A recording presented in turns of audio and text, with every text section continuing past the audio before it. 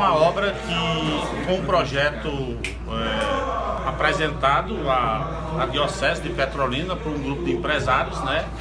Onde aproveitar a antiga livraria São Paulo, ao lado do Palácio do Bispo, onde sai naquelas clínicas de odontologia e um escritório comercial. A questão do vereador Ronaldo Cancão, que ele pensava que ia mexer na estrutura, no patrimônio histórico, que é o Palácio do Bispo.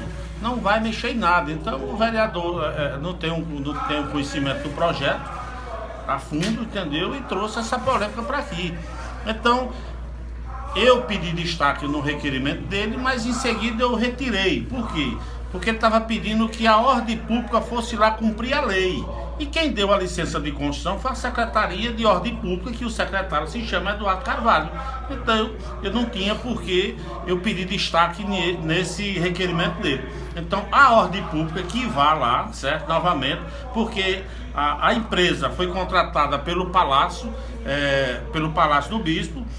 Não vai ser de um grupo empresarial, esse shopping popular Dom Bosco, vai ser da Diocese, que é para cobrar aluguel, certo? E vai tirar todas as despesas da Diocese. Então vai continuar sendo da Diocese, vai ser um patrimônio que já existia, a livraria e existia as clínicas que eram alugadas gerando renda. Então não